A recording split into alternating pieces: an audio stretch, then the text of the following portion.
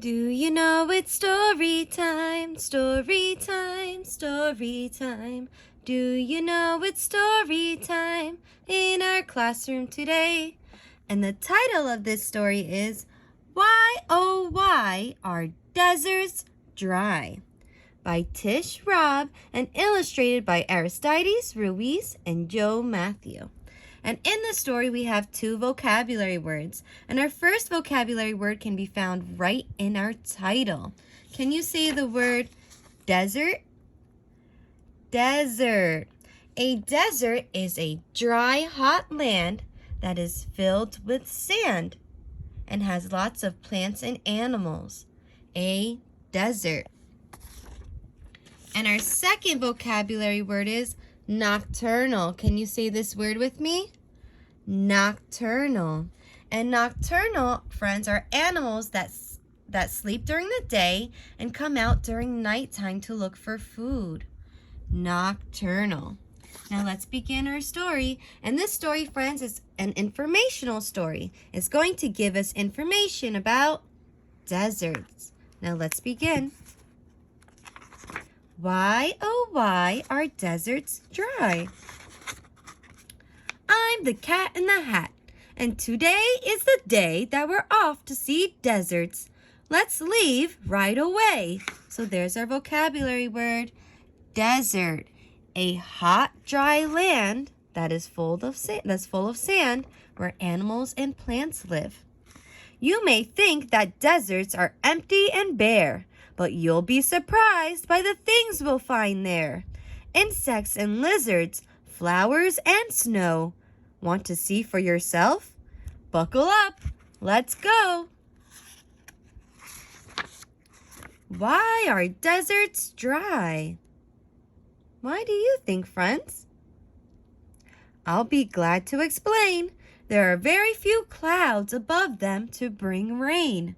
Without clouds, there is nothing to block the sun's light or to hold the heat in, so it gets cold at night. The air is so dry, any rain deserts get dries up right away, so they do not stay wet. Without water, surviving in deserts is rough. Plants, insects, and animals need to be tough. So in the desert, it can be very, very, very hot during the day, and it can also be very, very cold at nighttime. All living things need to have water. So how do they live where it's dry? I will show you right now. Desert plants must find water. Some have ways to store it. Roots spread out to find it, or reach deep down for it. Shallow roots of this cactus pull water through them. The cactus then stores it inside of its stem. There's a tree in the desert that's called a mesquite. Its roots reach for water that's down 40 feet. Whoa.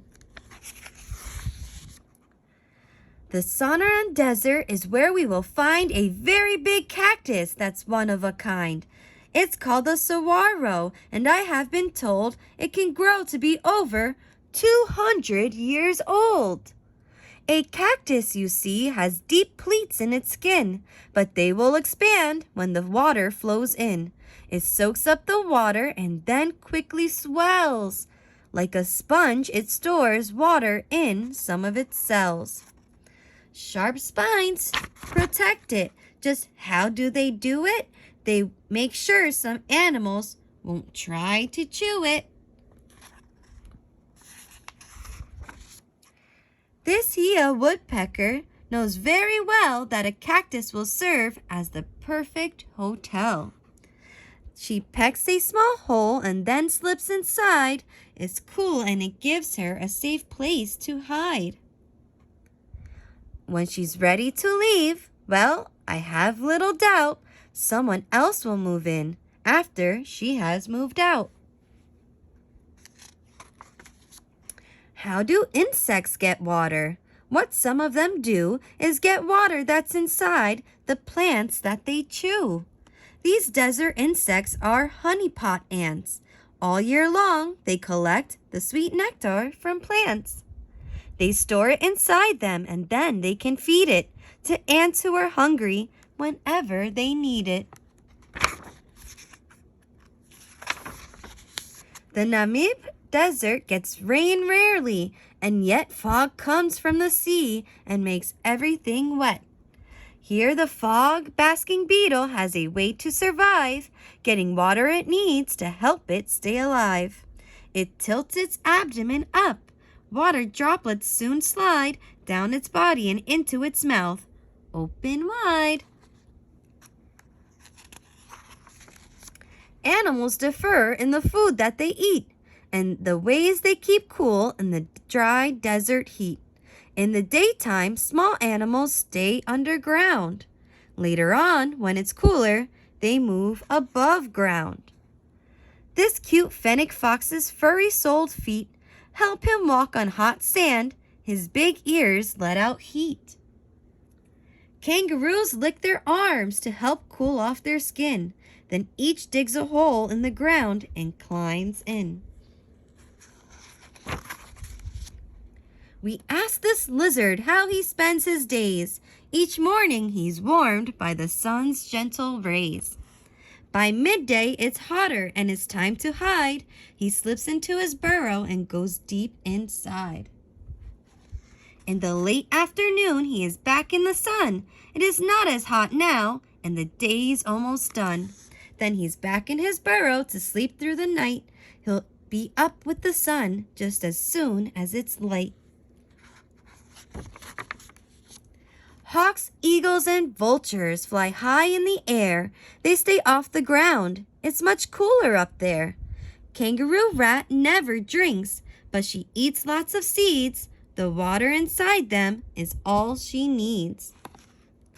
Roadrunners can fly, but they usually run. They catch lizards and snakes in the hot desert sun.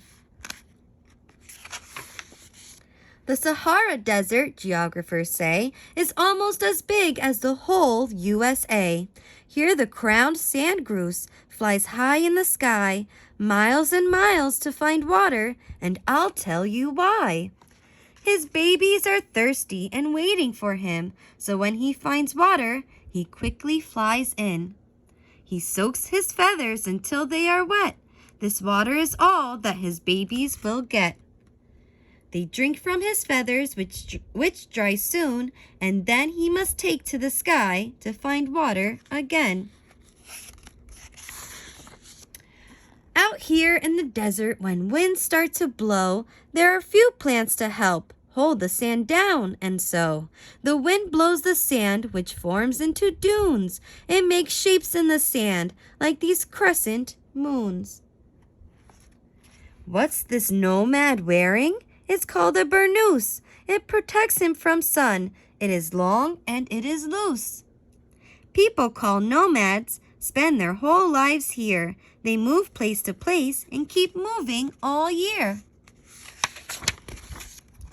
In the Mojave Desert, plants bloom, grow, and die, but they leave seeds behind in the ground, and that's why. When it rains, these seeds burst into flowers so bright, there's a rainbow of colors, a beautiful sight.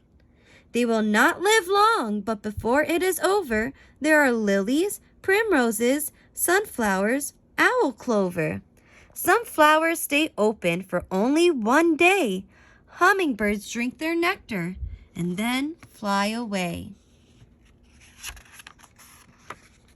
In the shimmering heat of the sun's burning glare, you might think you see something that's not really there.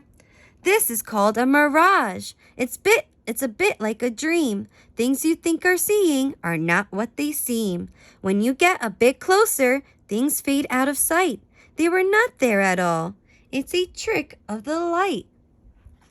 In a dry, dusty desert, if you suddenly see something green up ahead, like some plants or a tree, this is called an oasis, where these plants are growing. Somewhere in the ground, there is water flowing. Some deserts are hot and the sun's burning light, but the temperature falls and it gets cold at night. Then the world comes alive with owls, foxes, and bats, coyotes and rabbits, mice, deer, and rats. Nocturnal animals come out, and soon they search to find food by the light of the moon. So there's our vocabulary word, nocturnal. Animals that come out during the nighttime and sleep during the day. Before the sun rises, they will disappear. You would think all the animals never were here. Not all deserts are hot. The next place we'll go is the Gobi, and here we'll find ice and snow. This Bactrian camel is happy to meet you. Some camels have one hump, Bactrians have two. If he goes a long time without eating or drinking, the humps on his back start steadily shrinking. They're not filled with water, but instead contain fat. When he can't eat or drink, he keeps going on that. I filled up my bathtub and filled up my sink. That's about at one time what a camel can drink. He can drink 30 gallons of water, and then he can go a whole week before he drinks again. Antarctica is the largest desert of all. The air is so cold here that rain does not fall. This desert is covered with ice and with snow. The ice never melts here, and freezing winds blow. It is dark in the winter and cold through the year. Though scientists visit, no people live here.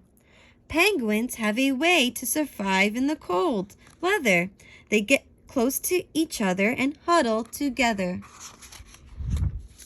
Today you've seen things that few people will see, and I am so happy you saw them with me.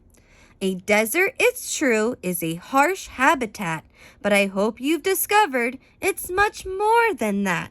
No day in a desert is ever the same, and once you've been there, you are glad that you came. The end. So friends, what were some things that you learned about the desert in this story? Why, oh why are deserts dry? I hope you enjoyed it, friends. Till next time. Bye, friends.